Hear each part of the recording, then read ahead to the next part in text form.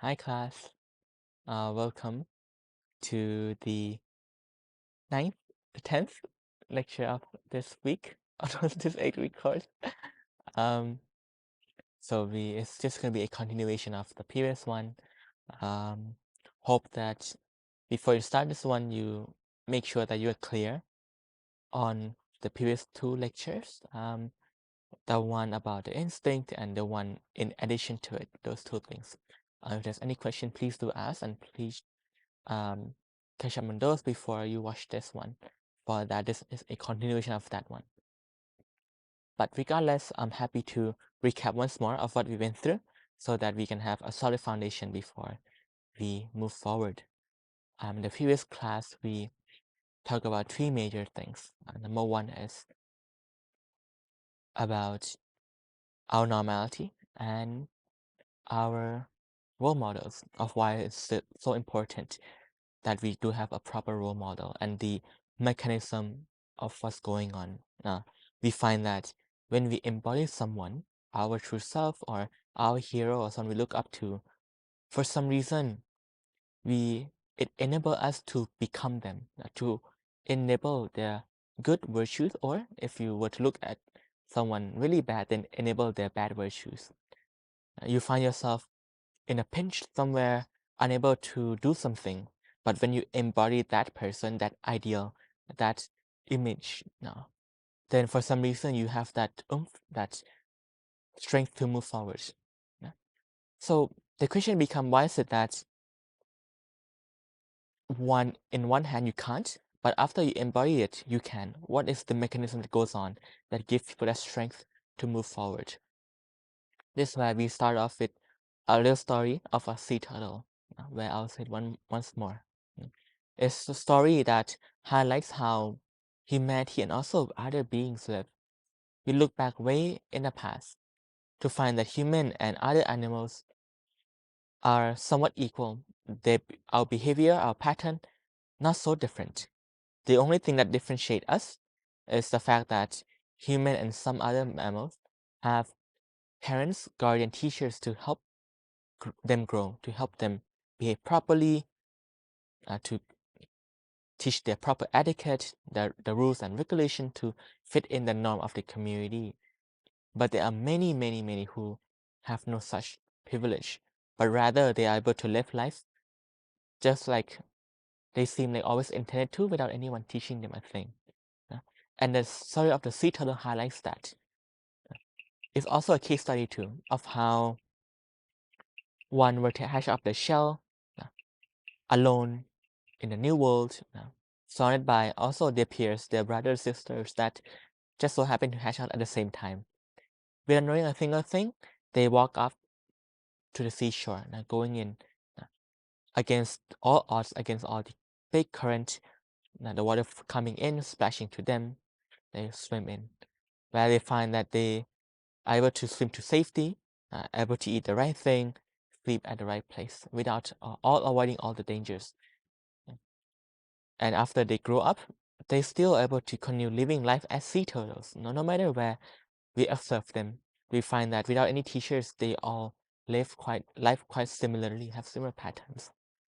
And this is where we get to the key point of the previous class about the existing of the instinct and how the instinct are what drive this animal forward. And the fact that these animals, they have lived various lives. One that is befitting of the three natures that exist around us. Those three are the good, meaning prosperity, constructiveness, wholesomeness, happiness. The opposite one, destruction, unwholesome suffering. And the third one is stagnation, waste of time, not good, not bad, live to please people. We find that different lives of these sea turtles hinges on the fact that how much of the good do they have, how much of the bad do they have, how much of not good, not bad do they have, what are the ratios of these three natures inside them, can be observed by the behavior, can be observed by the outcome of their life. We find ourselves and our friends, family, humanity on this spectrum as well. We find those who are up here on the good side being a hero, a exemplary individuals. But among those heroes, there are also different kind of heroes, heroes of heroes, the worst of the best of the best, because in that group, the ratio of the good differentiate. On the opposite end, we find people undivided by their gender, their identity, their ranking, their education, their wealth, doesn't matter. All these people are down here, where they find themselves in the unfinished cycle of destruction and wholesomeness, where their thought propel their speech, their action. Among these unfortunate individuals that live life like this, be it intentionally or not, they find that they are even the worst of the worst or the best of the worst, meaning it's not as bad as the worst of the worst, right? Even a scale, because these people have a ratio inside them. And we are left with the one in the middle. Most people, humanity at large, where they find themselves stagnant every day doing the same thing, getting up, going to work, coming back, dinner, sleep. And the fact that they might not be someone who's bad, but they find themselves being the same person. And when they get to their 30s, they figure out, oh wait, I'm wasting my life. I'm gonna get old. I'm still the same person. I have no what to do and everything. It's because they have lived their life not good, not badly, right? That doesn't aim for prosperity, nor they do go backwards, stuck in their own world. We then move to the second story of how in the first story, in the first group, the first story, I then talked a lot about similarities between human and animals and say that, you know what? Although in modern societies, humans are distinguished above the rest of animal, but in Buddhism, we argue that we are still one of the same in the fact that there are something behind the scene that still control us, the way it controls animals, and those are instinct. So the second story highlight how instinct works. A phenomenon in which you are all familiar with, but just that there's no one to point out to you, to make something ordinary inordinary. And we look back at the story of a man who, met with a heinous crime, heinous act in front of him, a wife, a daughter of his, beaten. In that troubled time, he have to decide between two voices inside him, one propelled by anger to tell him to kill the perpetrator that hurts his wife and his daughter, and the clarity that wants him not to do such a heinous act. At that moment, you have to decide to go through with it or to not to go through with it. Every time he rejects, there'll be a pulse of anger that try to negotiate with him to say, if you're not gonna kill, then why don't you just hurt him really badly? If not, then pick a weapon and stab him or like kick him, whatever it is, until the anger negotiate with you and die down, die down. Every time the voice proposed to him, he chose to reject, reject, reject. Whereas the clarity wins over him every time. But it's the final time that the voices say, you know what? Why don't you just push him away? That doesn't brings any harm. You got to and everything. And from that anger that tells him to push, he follows through with it, finding it befitting of his character, of his normality. And we find that these are the mechanism that is plaguing you all the time when you're making a one important decision or an unfamiliar one in which they have to listen to these voices. We often believe them. I believe them every single time. When we interact with our friends, when you see someone doing something nice, and the voice say, "Look at him, look at her," bragging about this and that. Whereas in reality, it might be the fact that they are celebrating. Maybe the fact that they are proud of their moments, but these are the internal monologues that teach us with jealousy. Look at this guy doing something like this, like that. Or in time of severe anxiety, fear, it's the voices that come up and explain to you what kind of danger that you're in. To explain to you what's behind that darkness, what's behind that ambiguity, what's behind the meaning of what you just witnessed. Explain to you using pressure inside from a negative feeling, fear, guilt, shame, lust, anger, discomfort, agitation, restlessness, grumpiness, pressure, oppression, stress, everything. Narrating. As we listen to them, we believe them because we've been doing so ever since we're born. Yeah. If it's not us that thinking, then who's it? Who is it then? If it's not my voice, right, because it sounds like my voice. If it's not my voice, then whose voice is it? We often, in this moment, we wholeheartedly believe this voice to be ours, even if this voice contradicts with the nice, warm word of caution, word of advice from our friends, our loved ones. We chose to reject their kind offers, kind wisdom in uh, in flavor to it. The ones that reject them, saying that oh, they don't know us, they don't believe us, they don't know what we go through. And we choose to believe our inner voices, where we forget when we are really not in the good mood, not really down low and struggling. These are the voices that put salt in already a big wound that you have. Now, when you do something out of anxiety, you do something. uh, When you come back home, the voice say, "Oh my God, you are such a needy person. You're over the top. You're this. You're that. You're ugly. You're not. You're incompetent. You're this. You're that." Even if it's the fact that it is the same voice that pressure you to do that behavior in the first place, pressure you to, with anger, to say these things out, feeding you this information, these heinous things that you know will hurt them. It feels satisfactory to say it. But when you say it, the same voice that come back and haunts you and hurt you even more. It's like you do their bidding for them. You hurt other people, then it is the same person that tells you to hurt them that will come back and hurt you. If it's your own voice, then in those troubled times, why can't we just stop thinking? In those troubled times, why do you have to pause ourselves, break ourselves to come back and reevaluate our own thought? If it's your own thought, then why you have to come and argue with it? Come and recorrect yourself. We find that today we want to be a good person. Break from our old habit. We're not going to be a jealous person anymore. But every time we go to work, we see someone that we find ourselves inferior to them, or they superior to us, and the jealousy was say of this of that. Why is it you have to correct yourself in those fields, even when it's the fact that the voice just pop up by itself? This come to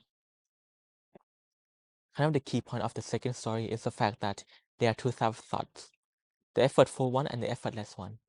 The effortful one is the one that you use when you calculate, when you think, and when you put effort into asking the question, answering the question. Was 8 times 25, for example. I have to make that calculation. But it's not how we live our life. We live our life based on these effortless thoughts that sometimes hurt us, sometimes help us, sometimes waste our time. So the key point of the previous class is the fact that these voices exist. Sounds like you, but effortless. The keyword. The key point of it is the fact that it is what propel us, control us, if and only if you believe them, follow them. But more often than not, you can't escape from them. With the fact that they pressure you to do it, they pressure you with guilt, shame, lust, anger, with the voice saying you to do it, do it, do it. You believe them because you believe that if you follow through, this anger, this lust, this shame, this guilt might go away to alleviate the pain inside. Now, we're gonna go to the next part of this teaching, the new part. In this big chunk, this is gonna be the main part of this class today, will be about how to utilize our instinct for our benefit. In the past two lectures, we already talked about the instinct and how the bad instinct works, especially in the second part of the previous lecture. But today we want to focus on how can we use that for our benefit, because we are learning the tools to help us progress forward. But I feel like it's important to know the tools that is being worked against us, so that we are able to not take one step forward, two step back, but rather two step forward and, of course, sometimes one step back, but overall a net positive.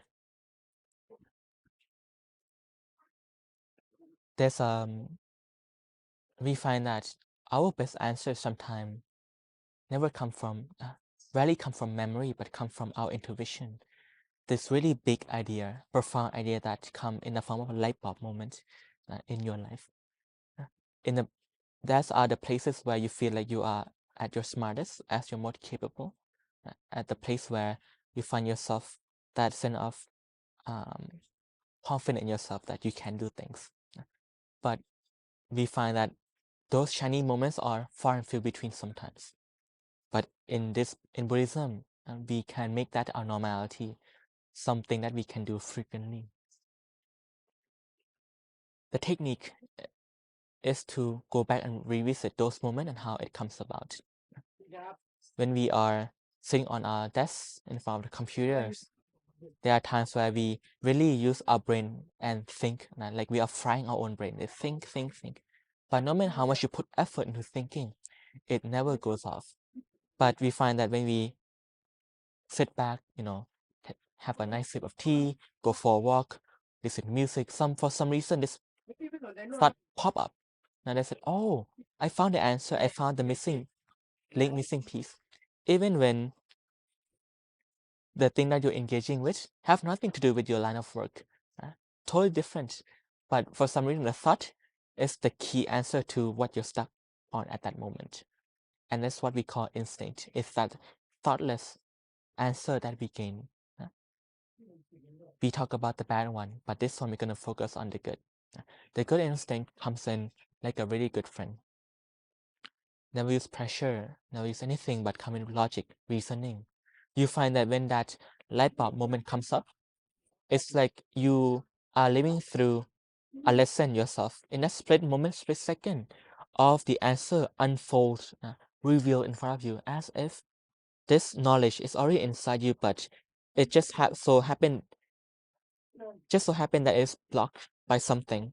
But once there's nothing to block it, the entirety of the knowledge is revealed. And that's why you get this big, massive picture, way out all the information in one go. Because that's the power of the good instinct. We can do that by first have to be really clear on the different voices in our head. That's why time and time again, I will say, go back and rewatch, go back and relearn, to see if you are clear or not on the differences between good, bad, and not good, not bad. For this is the important prerequisite, key foundation that you have to get on first. It's like differentiating between three different siblings who just so happen to be a triplet. In the beginning, you find that the triplet looks the same, sound the same, everything the same. But as you get to know the pair better, the triplets better, you find the differences. It's, oh, actually they never look the same. This guy have this thing, that guy have that thing. Their behavior are different. And you start to see them for who they are, find their individuality, and see that although they're born similarly, have similar complexities, but their own human being, their own unique person. Same with our voice, our thought too. In the past, we thought that the three voices, the one good, one bad, one not good, not bad, are one of the same. And even worse, we believe that it's our own. But now we know that those thoughts are not ours, for that we haven't created them. They come up randomly, effortlessly. Now we learn how to differentiate them, to see clearly this is the good, the bad, the not good, not bad. Once clear, you then can choose the triplet to befriend. I know that this guy, triplet named A, is the good one. The B one, he always invite me to go to drink, go to party, go to play video games, read comics in my free time. But the good always ask me, hey, do you want to improve yourself? Hey, do you want to work on your hobby a little bit? Do you want to work on your project a little bit? Whereas the C one, the last one, always come and give that look, that comments, that degrading action, thought, speech that really hurt me and make me question my life.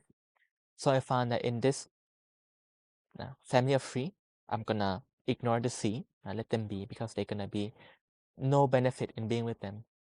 The B, on the other hand, although harmless, but I found that it takes time away from having me, takes time away from me hanging out with triplet named A. So they're fighting. Same with our life too. We find that although sure, we have cut our bad habit, but the habit that wastes our time still exists. The tendencies to waste our time still exist. And that's the harm in not good, not bad. But if we were to take it out, then we are solely going to be with the good, with triplet named A, where the more we interact with, the more I level up, I grow, I learn more. In a practical sense, what we do is we use what we learn in knowing clearly all the time. Order your mind to be with yourself. Once you find that clarity on yourself, you find that you are present, in presence of yourself, of your own body. In presence of your body means you're in control. You are able to perceive every action, every little tiny movement. If you blink, you know that you blink. If you breathe, you know that you're breathing. If you fidget, you know that, oh, I just fidgeted. If there's something nagging you on your feet, you know that, oh, something is touching my feet. If you are able to notice those physical interaction, mental interaction also can be perceived. Oh, this thought comes up.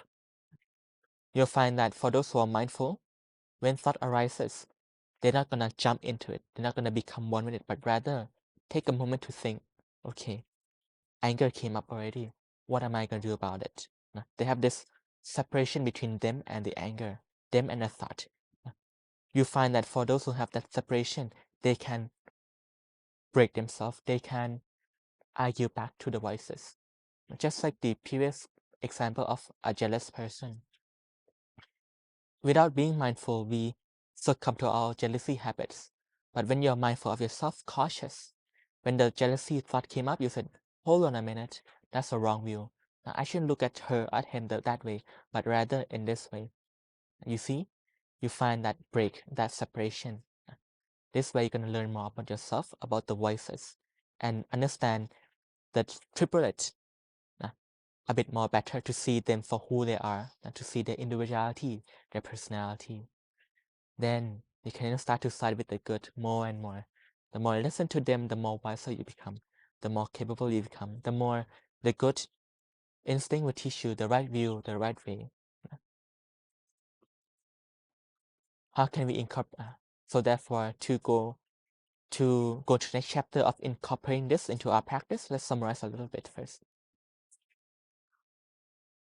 To be able to utilize this knowledge, you have to first understand them and differentiate them. The key word here is differentiation. For that, these three are unique, completely and utterly separate. But we just have to get a time to learn, to get to know. So the key point here is that if you know them, you can use them. Just like tools around us, if you get to know, to learn, to understand, then you can see the benefit and use them, or see the consequences and avoid them appropriately.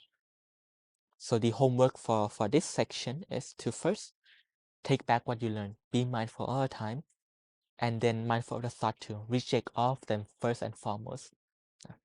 Because you can notice them, that urge to become them, to accept them, dwindles down, and you are able to see them for what it is. Then you come and reflect back. Am I speaking, or is this one speaking from a place of logic, appropriateness, wholesome, constructive happiness, or is it feeling driven, pressure driven, run by a destructive, unwholesome, selfish, this thought pattern that you know doesn't bring you any positivity or not? Or is it a thought that you find yourself with when you want to waste time, go for a movie, for lunch, trying to please yourself? The thought that comes up when you want to do something good, but it breaks you. You want to do something bad, it also breaks you. When you know about them, you reflect on them. You can even ask the voice back, hey, you know, what's the point of this? Why do you tell me to do this? Why do you summarize this for me? Just like talking to yourself, the voice will talk back to you. When you are feeling really down, really childish, the voice will cry with you because of this, of that, of this, of that. When you're really anxious, the voice will tell, well, it's because, have you seen her face? She have this facial expression means that her words have a double meaning behind it. You find that it's not logical. It's fear-mongering, it's pressure-inducing, it's destructive focus. Whereas the good one, when you ask the voice back, it will give you a proper reason, a proper understanding, like asking a wise man, a guru, a wise woman. They'll give you a proper answer. The not good, not bad is just this image in the movie where it's like a best friend of the protagonist, just having fun all the time. The main character want to be the hero, but this guy is just this sidekick who's the sidekick that makes people laugh, basically. These are the guys. Now, with that summary, we're gonna go to the final chapter. How can we access that intuition? One way to do it, apart from what we talked before, is to have a question to ask, hey, I'm stuck here. I don't know what to do in my job. I don't know the answer to the question. What should I do? When you ask yourself this question, there'll be a feeling that comes up. Let's say, for example, right now, it's a very serious question, by the way. I'm going to ask you, what's the difference between a book and a pen? Now, if you were to take that question seriously and ponder on yourself, this feeling will come up. A feeling that you gain when question arises. This feeling is called wisdom. Now, every time we are faced with situation, crisis, people ask us for advice, this feeling of pondering does come up. This feeling is called wisdom. So therefore, what we want to do is, we want to ask ourselves, our good instinct, a question. Hey, what should I do? What is the answer to this question?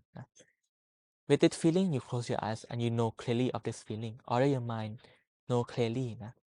What happens is that wisdom is cleansing all the pollution, all the unknown that's surrounding this piece of knowledge, piece of wisdom inside you. Because it's being covered by layer of pollution, it cannot be accessed. What will happen in your experience that you will start to think? But the thing is, instinct doesn't want you to think. Instinct comes effortlessly, like intuition, just like that. So therefore, don't think. Because when you think, you go back to your memory. And you find that when you think and you access your memory, the answer is never in there. So therefore, why look in the place where you can't find any answers anyway? So therefore, let the voices go. If they want to talk to you, let them be. Let them talk by themselves, but you talk with them. Just wait, be patient. The bad instinct will pressure you. The voice will say, quick, quick, what's the answer? What's the answer? But as long as the body of knowledge is not cleansed yet, the answer won't be there. So sit, relax, sip a cup of tea, for example, just like how you do normally, and just wait. Now wait. The mind will clean, and then boop, a snap happened, and you say, oh, now I get the answer. And it's gonna have to be like that all the time. So you will know when it's ready. And this is what we mean by knowledge will come when we needed it. But it's never gonna come randomly, only when we want it to, only when we order our mind, hey, I want to know this answer, then you know clearly of it. The system run, clean out the pollution. When everything is cleansed, the entirety of the knowledge are revealed to you. And practice this bit by bit by bit. So therefore, this is still in line with what we learned last week and last 2 weeks before. So please do take everything that you learn and revise back, make it to good use. That's why you'll see that everything that we learn is important because it's going to be a foundation for what's to come.